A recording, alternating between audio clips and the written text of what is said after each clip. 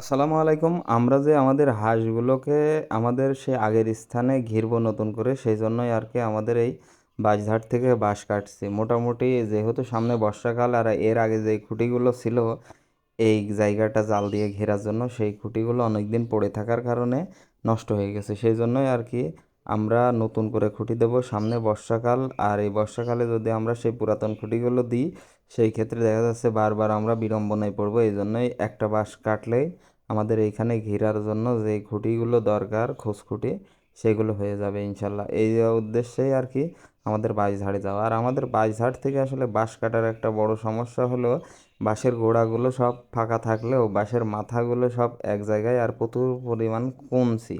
এই কঞ্চির জন্য এই বাঁশ এখান থেকে বের করা যায় না। এই জন্যই আর কি আমরা খুঁটির মাপ করে নিয়েছিলাম এবং ছোট ছোট করে একবারে ঝাড় থেকেই কেটে বের করেছি। কেটে বের করার পরে এই বাঁশে এত পরিমাণ কঞ্চি, আর যে কঞ্চির গিরিগুলো আছে সেইগুলোও অত্যন্ত শক্ত। তো শক্ত হওয়া সত্ত্বেও আসলে এই গিরিগুলো কাটা লাগবে, কারণ এই বাঁশগুলো আমাদের 6 ফাড়া করা লাগবে। 6 ফাড়া করলে আমাদের খুঁটির পরিমাণেও বেশি হবে। আমরা এই একটা বাঁশ দিয়ে এইখানেও খুঁটি দিতে পারবো। ইভেন আমাদের হাঁসের ঘরের ভিতরে যে টিন দিয়ে ঘেরা লাগে সেই টিনগুলোর খুঁটিও নিতে পারবো এইখান থেকে।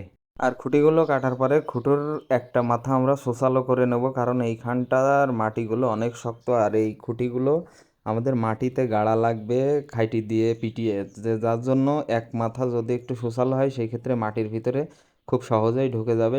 এই জন্য আর কি খুঁটি ভাঙবে না।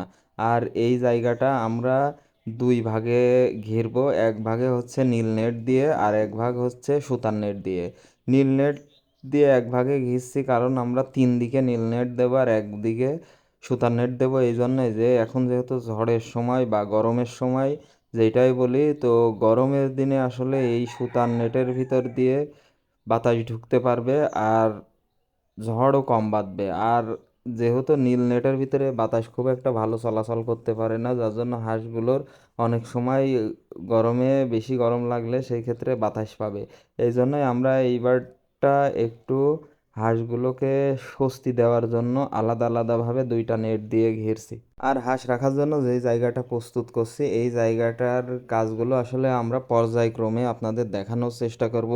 একদিনে আসলে আমাদের এত কাজ বা এতটা সময় এইখানে ব্যয় করা সম্ভব নয়, কারণ আমাদের খামারে আরও কিছু কাজ আছে, সেই কাজগুলোও করা লাগে এই কাজের পাশাপাশি। তো আমরা প্রতিদিনই অল্প অল্প করে এই কাজগুলো করি। যেহেতু আমরা হাঁসগুলো এখনও 5 থেকে 7 দিন পরে এই পাশটাতে দেবো, সেহেতু আমরা প্রতিদিনই অল্প অল্প করে করি। আর এই নেটগুলো দেওয়া হচ্ছে শুধুমাত্র এইখানে যেন কোনো বন্যপ্রাণী না ঢুকতে পারে এবং হাঁসগুলো বাইরে না যেতে পারে। আর এই নেটগুলো দেওয়ার পরে এই নেটের চারিদিক দিয়ে আমরা ইট চাপা দিয়ে দেব, কারণ হাঁসের স্বভাব যত নিচ দিয়ে বের হয়ে যেতে পারে, যাতে হাঁসগুলো বাইরে না বেরোতে পারে সেই দিকটায় আমরা খেয়াল রাখবো। তো সবাই আমাদের জন্য দোয়া করবেন। আসসালামু আলাইকুম রহমতুল্লাহি আবরকাত।